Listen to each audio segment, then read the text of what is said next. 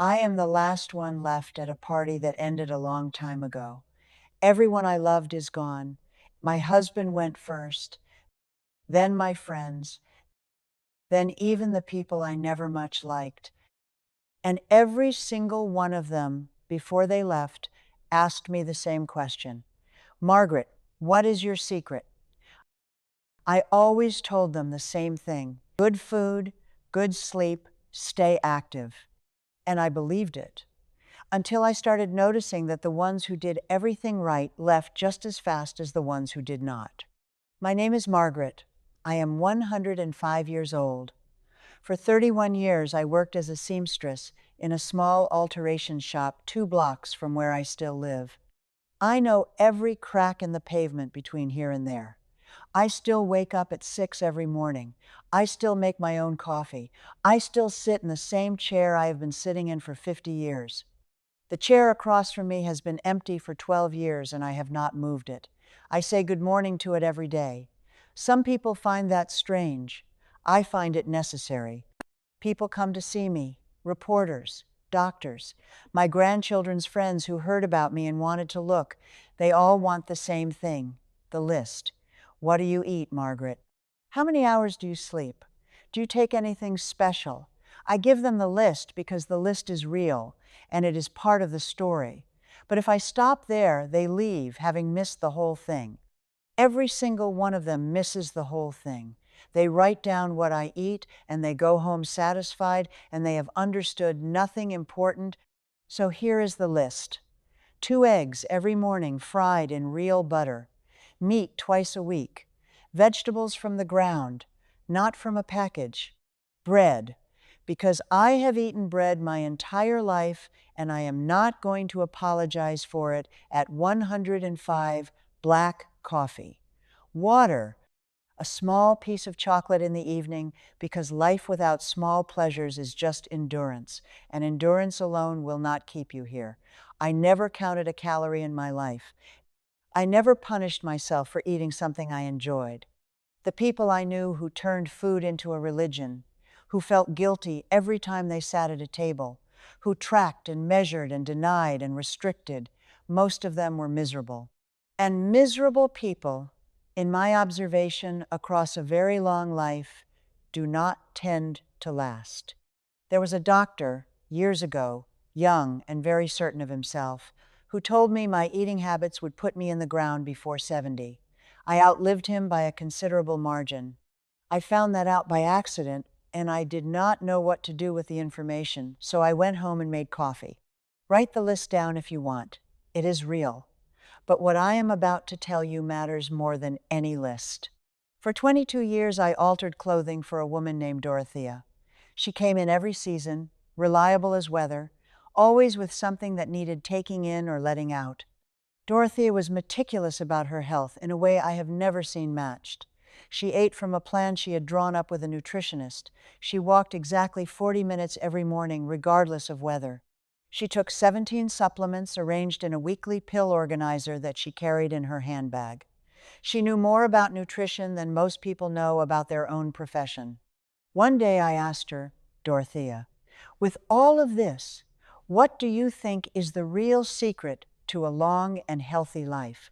She thought about it for a moment, smoothing the fabric on her sleeve the way she always did when she was choosing her words.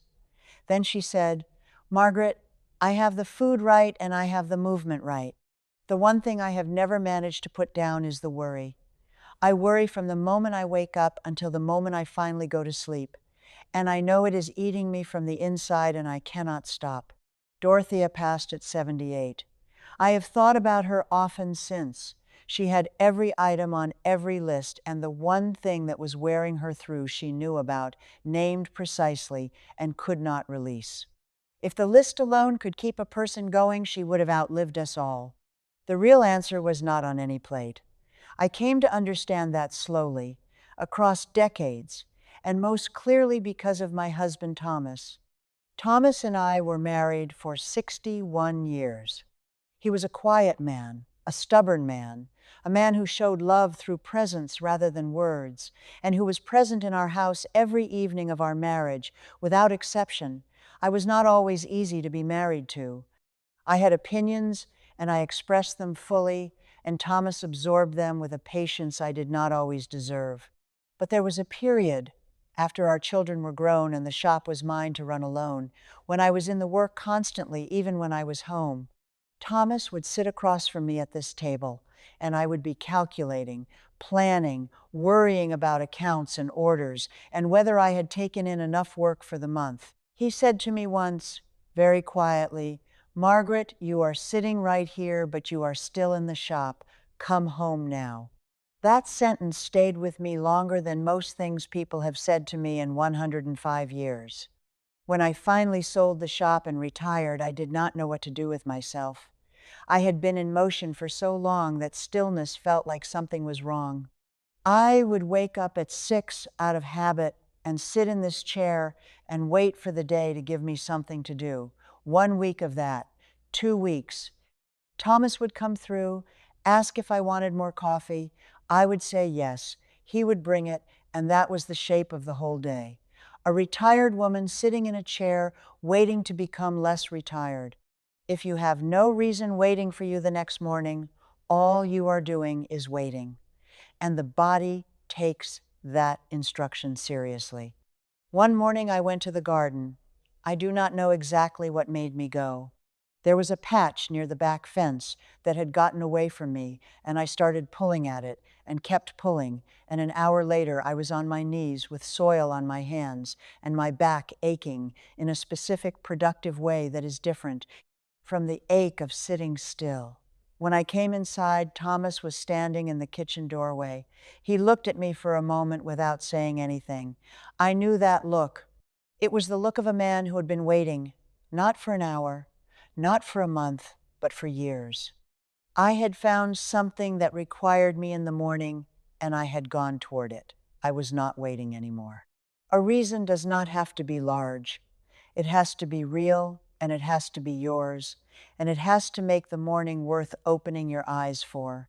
For me, it was the garden and my daily walk, and the music I put on every evening at 7, and the particular light that comes through this window at 4 in the afternoon every single day, which I have watched for 50 years and which still strikes me as worth watching. Small things, embarrassingly small, some of them, but they gave the day a shape, and a shape is what keeps you moving through it.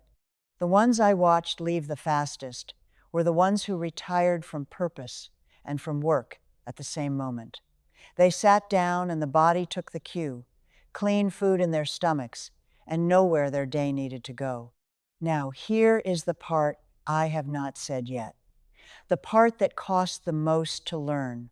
Thomas passed 12 years ago. It will be 13 this March. The years fold into each other after a while. That is one of the things nobody tells you about living this long.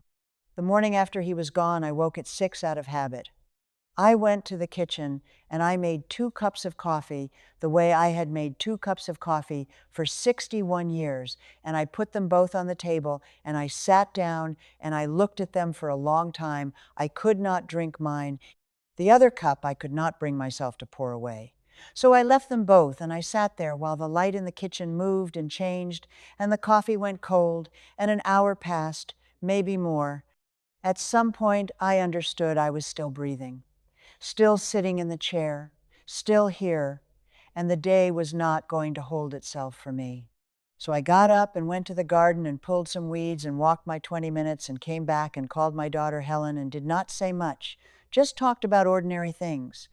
And somewhere inside that ordinary, painful, unremarkable day, I found a small reason. Just enough to make it to the next morning. That is all a reason needs to do. My son James is 79. He lives 45 minutes away. He called last spring and said he had been meaning to visit, but things were busy and he would come when they slowed down.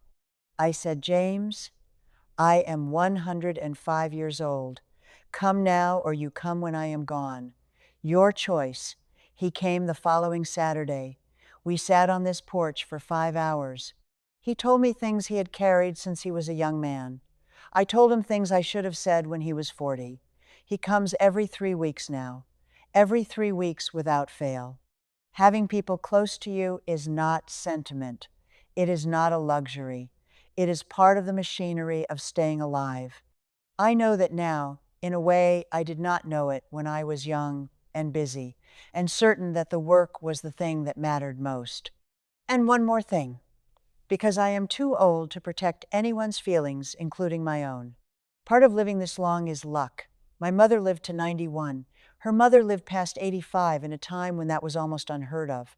The body I was born with had good foundations.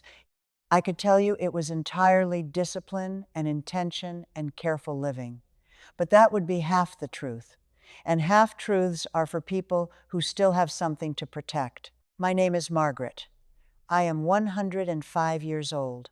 This morning I woke at 6, made my coffee, went to the garden for a few minutes because my knees do not allow what they once did, watched the light come through the back fence the way it does at this time of year, put on a record, sat down in this chair, and said good morning to the chair across from me the way I do every single day. Eat real food.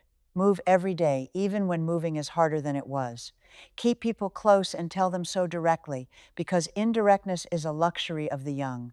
Find something, anything at all, that makes the morning worth waking up for. But more than any of that, stop just getting through your days. A person can reach 105 and still have spent most of it waiting to arrive somewhere. The days are not in the way of your life. The days are the whole thing.